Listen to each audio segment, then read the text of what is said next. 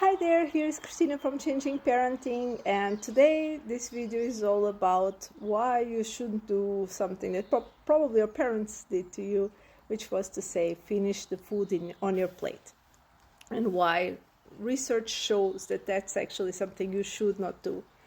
So the first thing is because, and this is the most important thing, is that we need to teach our children to learn to listen to their bodies.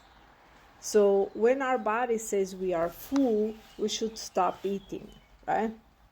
And when we are forcing children to eat, even though their body is saying they are full, we are teaching them to ignore that feeling, which will lead to overeating or mindlessly eating without being conscious of do I need more?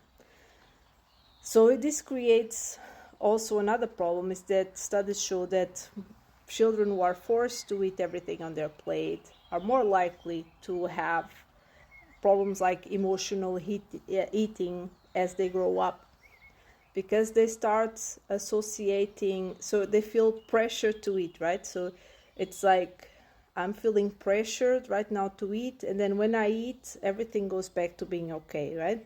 So you start getting these little links in your brain that if I'm not feeling good, so it's no longer about what my body needs, it's about the size of my plate, and it's about what people are telling me, right? So are the connections I make as a kid.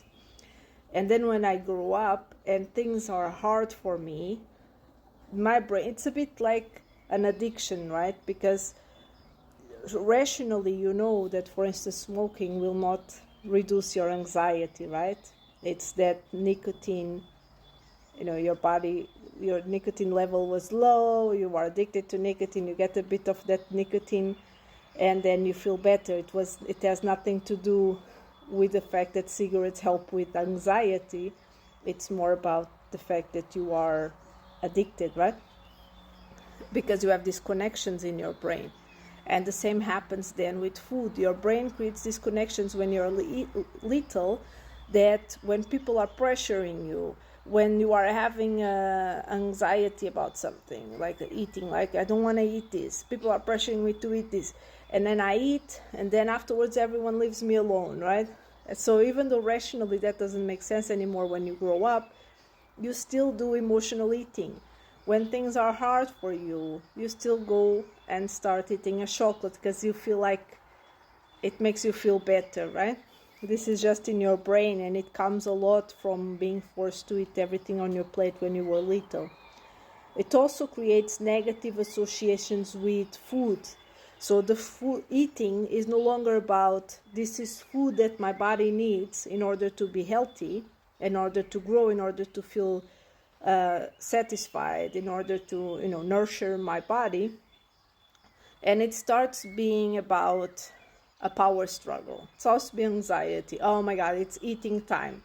This is going to be a power struggle. So children start having a negative association with food, whereas it should be a neutral to positive association, right? It's a good thing. I'm hungry and I eat. Same way I need to pee and I go to the toilet, right? It's just a natural body function, and it can even be pleasurable, right? So it should not be a negative association. And when we are forcing our children to eat, we are creating this negative association with food. And in fact, studies show that it can make picky eating much worse. So if you have a picky eater, person, your child is refusing to eat certain foods, if you force them to eat those foods, they will have a bigger aversion to those foods, not reduce the aversion, a bigger aversion to foods, right? What you need to do is make the food enjoyable, right? Enjoyable in a natural process. This is a natural process. Look at your body. Do you still need to eat more, or are you done, right? Let's look at the texture of the food. Let's smell it. Make it into a plaything. This is what you want to do. You want your child to have either a neutral or a positive association with food, not a negative. And when you force a child to do something, they will always have a negative association with that. So I'm very much against forcing children unless there's immediate danger. And when it comes to food, I understand that sometimes you feel like, oh, there's immediate danger because they will be malnourished or something.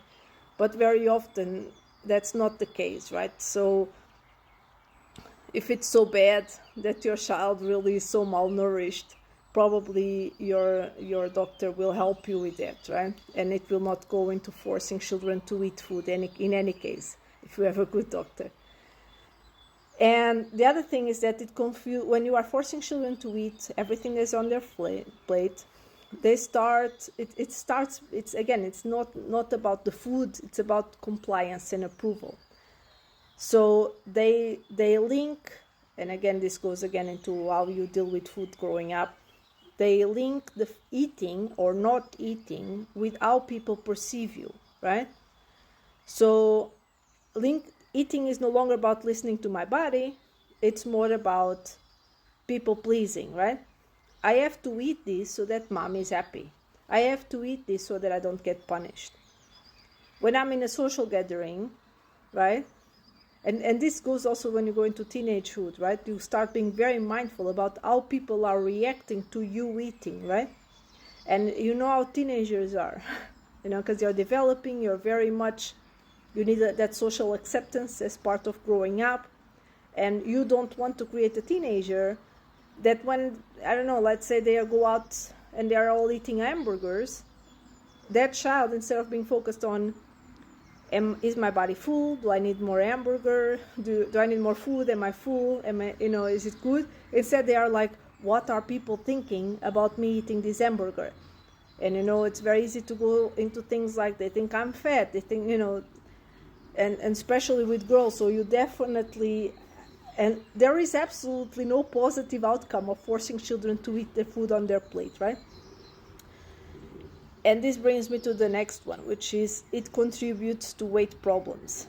And also, it's linked, research shows it's more linked to food disorders, to eating disorders. So children who are forced to eat everything on their plate are more likely to either be overweight or to have an eating disorder. So this is not me just saying, this is what research shows, and it all goes into everything else I told before, right? Because eating stops being something that is about what does my body need, and it's a lot about what other people think about me eating. Like, how do I feel about eating? There's all this emotional charge around eating, right?